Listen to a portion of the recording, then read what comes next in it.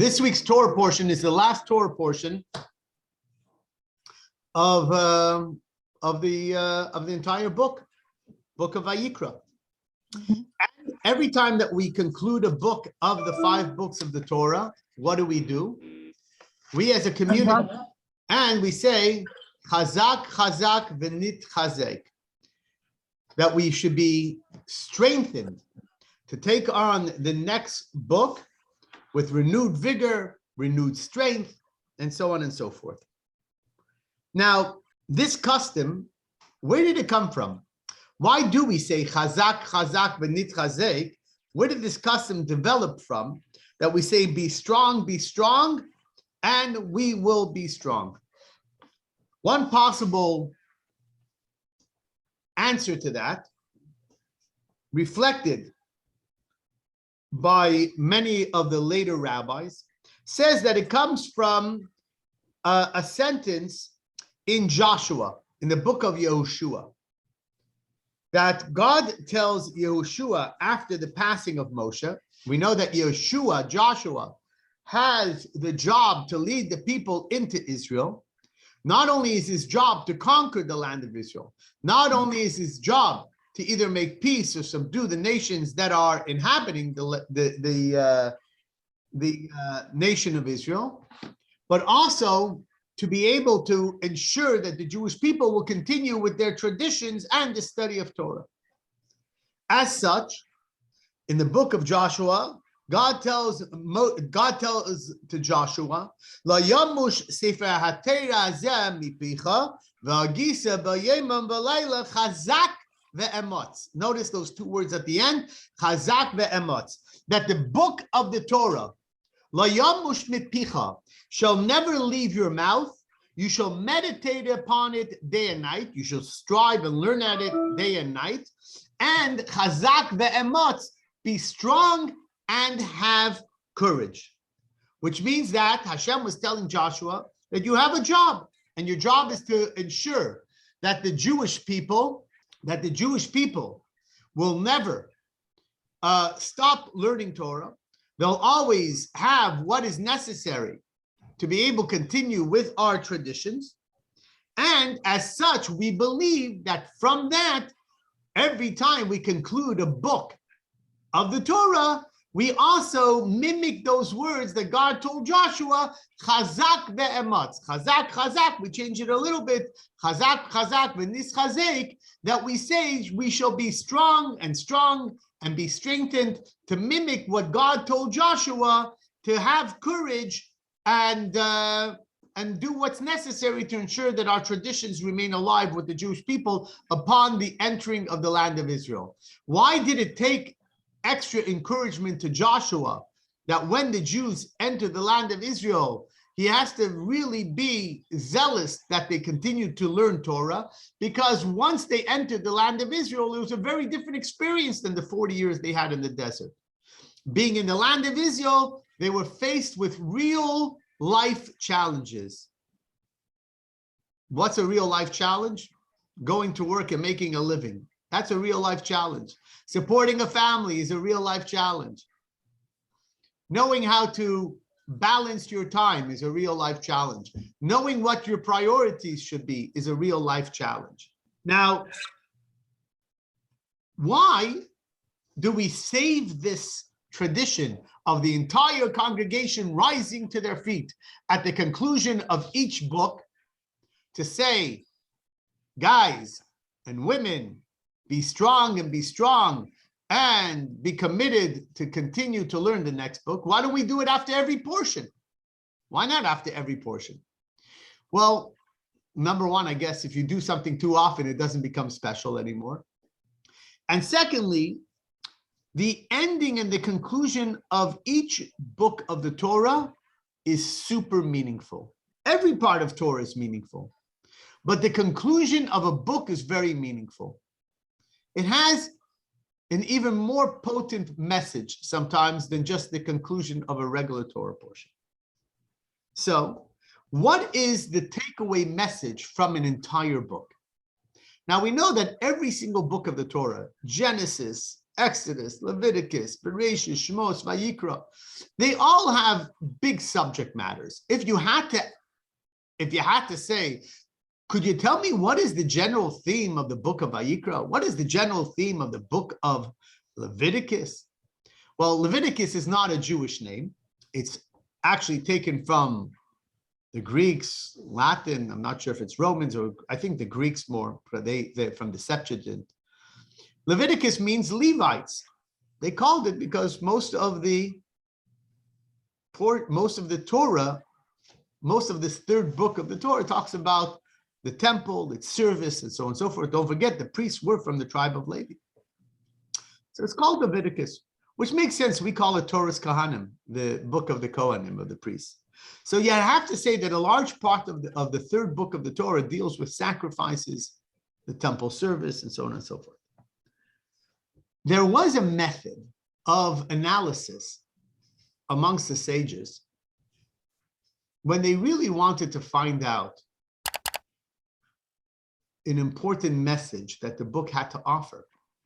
In other words, I know the messages of each Torah portion, and each sentence has life messages and life and meaningful lessons.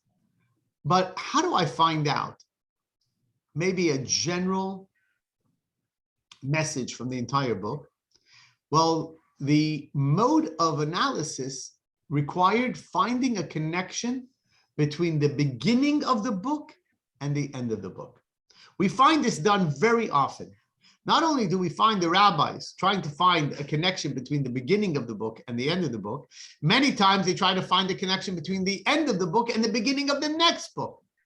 They try to find a connection between the end of one tractate of the Talmud and what's the connection to the beginning of the next tractate of the Talmud.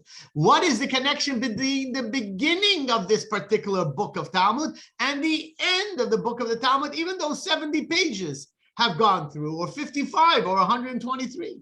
No, it's tchilas and b'seifon it's based upon, which means basically that it's actually taken from a book of Jewish mysticism. It says that the end is embedded in the beginning, and the beginning is embedded in the end. It's a way of analysis that's true for the entire Torah. The beginning of Genesis to the end of Deuteronomy, the beginning of Genesis, the end of Genesis. We're going to obviously focus on the beginning of Leviticus, the beginning of Vayikra, and the end of Vayikra. So we find at the conclusion of our Torah portion, which is the conclusion of the entire book, it concludes with two mitzvahs. The first mitzvah is the mitzvah of the firstborn animal. What is the mitzvah of the firstborn animal? You have to give it to the Kohen. Kohen works for the community. You got to give him something. So the firstborn animal is given to the Kohen. If it's an animal that's fit for an offering, the Kohen would offer the offering on your behalf, and him and his family would get to eat the meat of that offering. If the animal was unfit for an offering, then the Kohen would get ownership of the animal as is, free to do what he wants with it.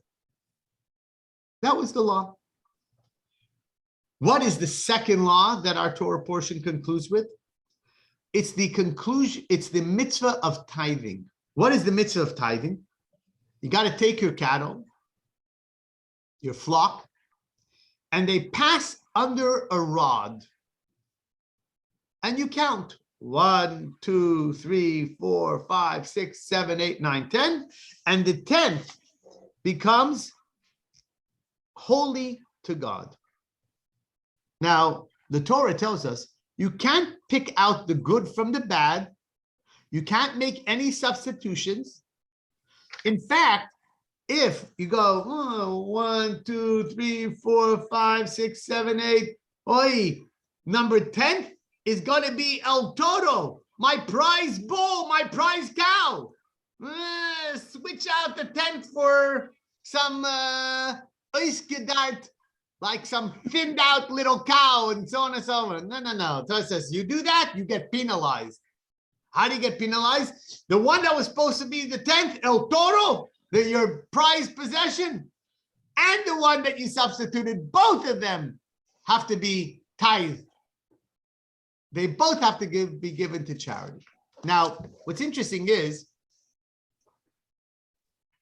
that I will tell you that I once heard a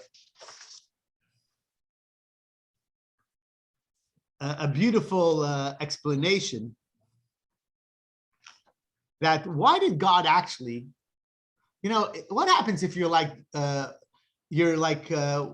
Cartwrights on Bonanza, and you have like 3,000 cattle, what are you going to do? Start passing everybody under the rod and going 1, 2, 3. Get your foreman out there with a bunch of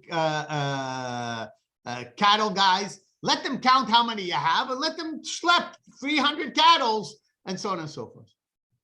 So I just saw somebody told me about that the Torah understood how hard it is to give charity. Because if somebody goes to to his ranch and has 3,000 cattle and all of a sudden he has to give 300 cattle, oy vey, that's a big number. But if you take your cattle and go, 1 is for me, 2 is for me, 3 is for me, 4 is for me, 5 is for me, 6 is for me, 7 is for me, 8 is for me, 9 is for me, 1 is holy. It's much easier to give 1 from 10 than all of a sudden to give 300 in one shot. But what's interesting is that, anyways, so that's the 2 mitzvahs at the conclusion of this week's Torah portion. 1, to give to the Kohen, the firstborn, and to give 1/10 of your flock to tzedakah. Now, let's now go to the beginning of the book of Leviticus. What is the beginning of the book of Leviticus? You don't have to have, it's not nuclear science to see that there is a connection between the beginning and the end, because both of them do make mention of offerings. The offering that the Kohen brings if the firstborn is fit, and the beginning of the entire book of Vayikra starts off with Adam ki yaakov mikem. If a person amongst you brings a sacrifice to God, and it talks about sacrifices. Here you have sacrifice, and here you have sacrifice. From text-wise, it seems that there's a clear connection. But is there, in fact, something a little bit deeper? So let me begin by first explaining something to you, and we're going to connect them to hidden messages in both the beginning of the book of Vayikra and the end of the book. See, there are typically the Jewish mystics talk about 2 divine modes of service. One is where, let's say you're inspired. We all have our moments of inspiration. When something feels right, I'm motivated to become more spiritual, I'm motivated to be more Jewish, I'm motivated to be more connected to God. In fact, the Alter Rebbe, the first Chabad Rebbe, has a very unique take on the first sentences of the book of Vayikra. And he says that when the sentence says, when a person among you brings a sacrifice, he says the person actually refers to God. What does that mean? When God brings you a sacrifice? So the Alter Rebbe, taking a sort of a mystical approach, says that it refers to a time when the divine inspiration of God descends to bring the heart of an earthly man closer to God. Adam. A very interesting take, because naturally the sentence means Adam, if a person decides to bring a sacrifice. The Alter Rebbe says Adam is a reference to the real Adam, the real man, the real existence, God. Ki yaakov mikem, when he does something that initiates and inspires you to make a sacrifice. So the Alter Rebbe identifies 2 dynamics There's a top-down model and there's a bottom-up model.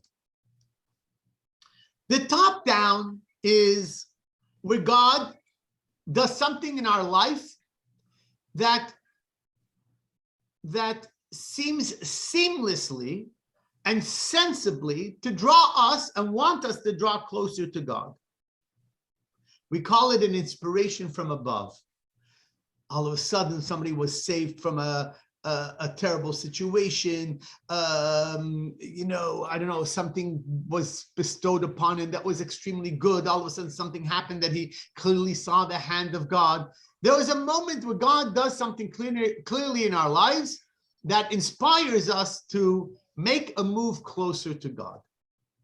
The second model, the bottom up, is when we take the initiative. When we seek to draw ourselves closer to God, we exert ourselves in thinking about God, whatever it is. It's not something that we think happened because of something external. There were no external stimulations. We just simply did it on ourselves.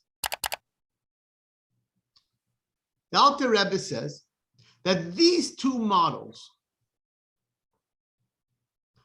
are reflected in the opening verses of the book of Vayikra. He also says that these two models are also reflected in the concluding verses of Vayikra. You see, at the end of Vayikra, we talked about two mitzvot, two commandments. One, to give the firstborn to the Kohen, because the firstborn is automatically holy. You don't have to do anything to a firstborn. When God took us out of Egypt and the plague of the firstborn befell upon the Egyptian people, and God saved the firstborn of the Jewish nation, from that moment on, all firstborn humans and animals became holy. It's a designation from above. You can feel it, you cannot feel it, it doesn't matter. It's independent of any human activity. It doesn't depend on us at all. What about the other mitzvah of giving tzedakah? That's dependent upon you. You determine which one is the 10th. You determine that you're going to count your animals. You're going to put them under the rod, and you're going to announce the 10th as tzedakah. So when you have a firstborn, the extent of human activity is merely the need to react to something that's already occurring. I'll give you another example in real life. There's nothing that you could do that's going to change whether Shabbos is Shabbos. Shabbos is going to be Shabbos. It's not dependent upon us. God determined that the seventh day will be holy. There's nothing that you have to do. You have to really just merely react to this reality that there's a holy day. Some won't react. Some won't interact. Some won't pay attention. And some will. Some will have a firstborn that keep it to themselves. Some will react by taking the firstborn and giving it to the Kohen. But whether you decide to give your firstborn to the Kohen or not is not going to change the fact that there's sanctity to the firstborn. In contrast to the animal that becomes the 10th animal to be given to tzedakah, had no holiness bestowed upon it. You decided to give it to tzedakah. You decided to make it holy. It's your act that's changing the very definition and status of this animal. So we call this again the arousal from above and the arousal from below. Which one is better? So typically we say that if something has an inherent holiness, you would imagine that it's better. But we know that in real life, it's not. There's nothing about something being initiated from above that has typically, without a lot of effort, has any lasting ability. It may seem more powerful, stronger, but it doesn't have eternity stamped on it. I can give you a real life example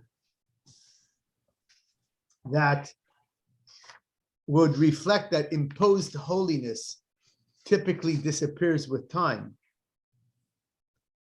If somebody wins a lottery, without careful discipline, without really taking that moment of from top down, because there's nothing that you did that could be seen as genius or anything else.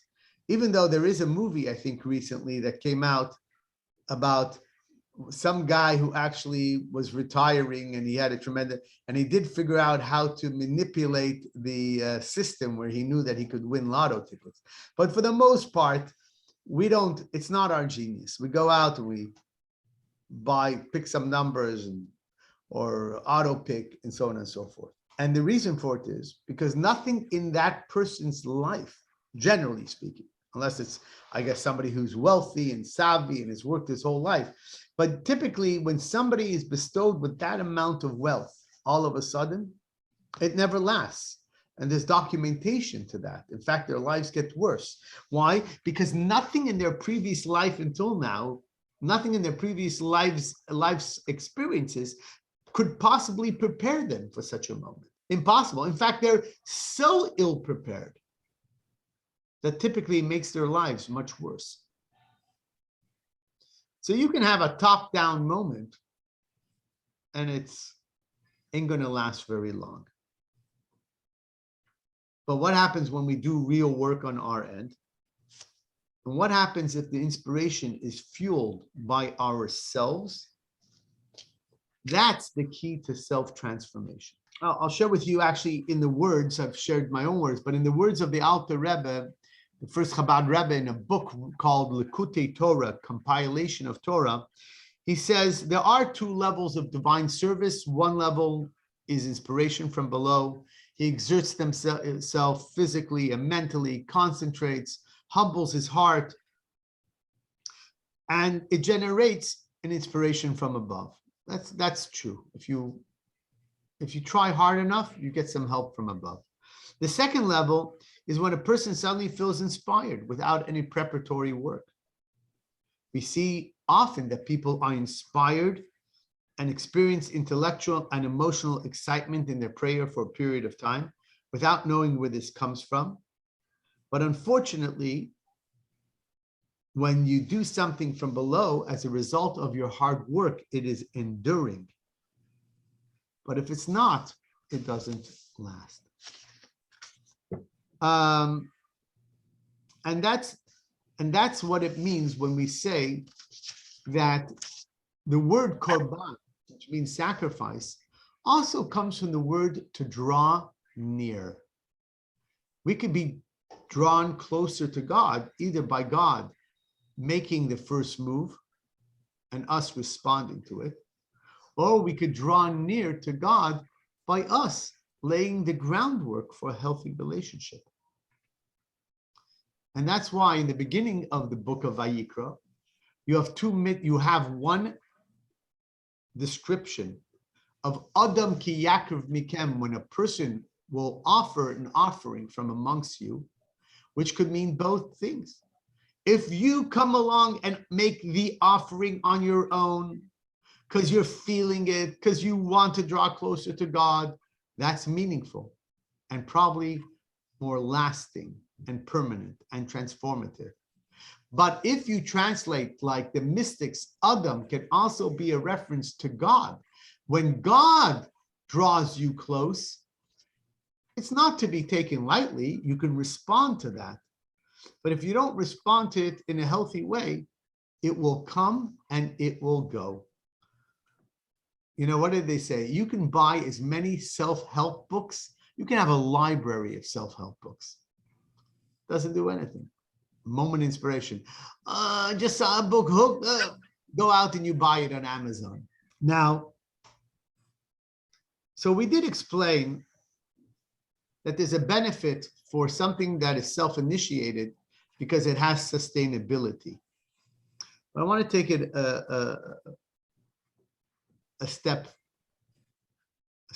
one more step. I don't want to give it just a practical advantage.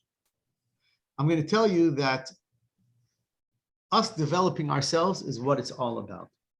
I'm going to ask a question that is asked by Maimonides, by the Rashba, by rabbis as far as 1,000 years ago. A simple question. You open up this week's Torah portion, it says, if you follow in my statutes and you observe my commandments, I will give you rain in their time.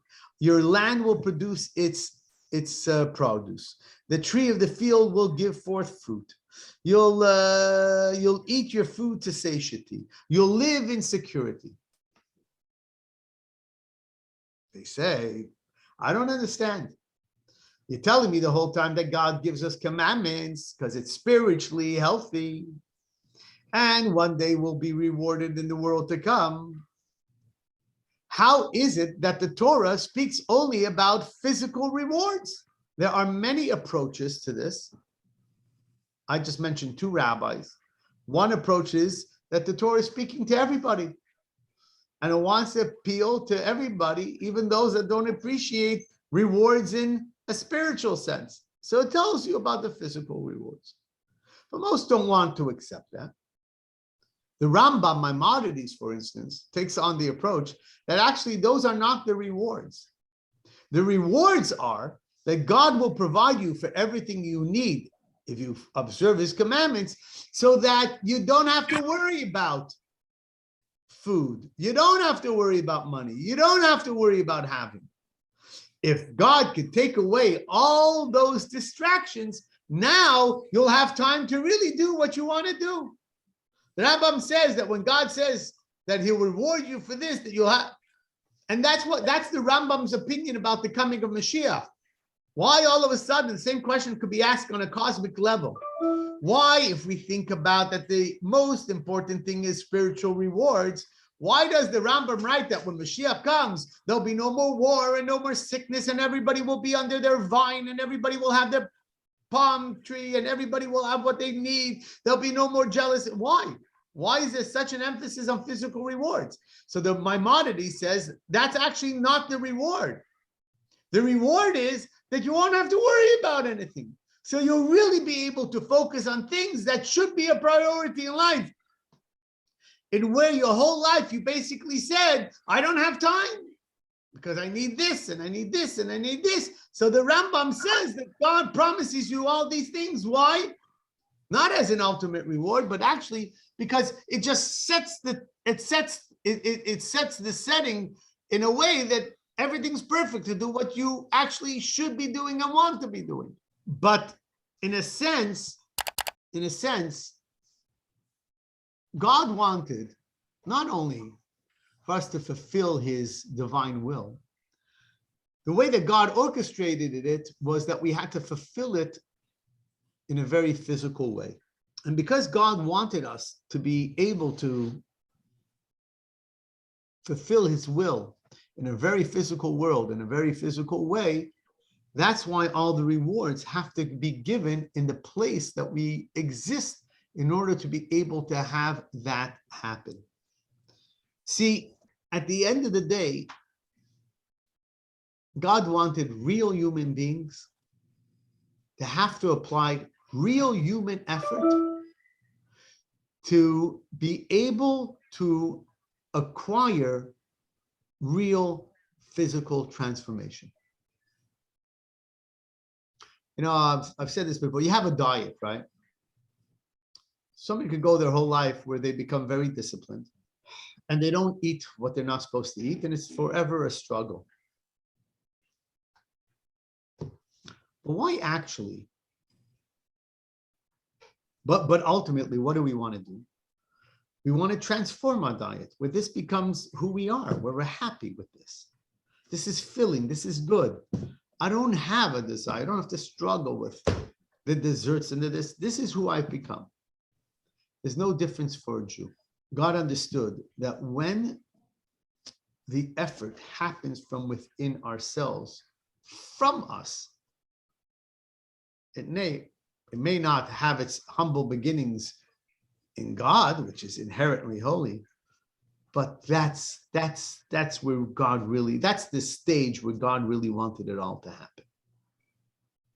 Not only is it sustainable, it's sustainable because it's real, which means that when people ask you, why doesn't God perform miracles anymore so I can have an inspiration? Those inspirations wouldn't last.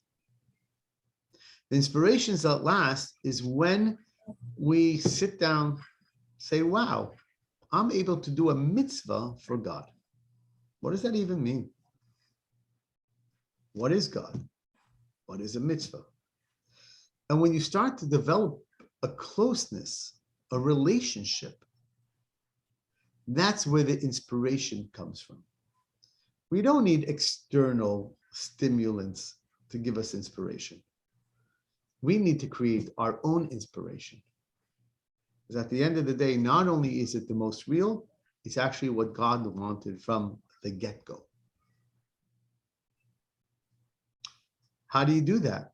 It's only probably through exposure, learning, reading, contemplation, understanding our role, who we are, what God is to us. That's really what it comes about. So, there's an amazing book. If you ever want to do like daily learning, it's called A Thought, because I only have, it's called, hold on, I'll tell you in a second. It's by Abraham Twersky, and it's called Living Each Week. I don't have it here, but I have the Living Each Day. But Living Each Week is on the Torah Portion. It's just really, you can have a 5-minute read every day. So you start like that, you start being exposed to the brilliance of Torah, and it's interesting.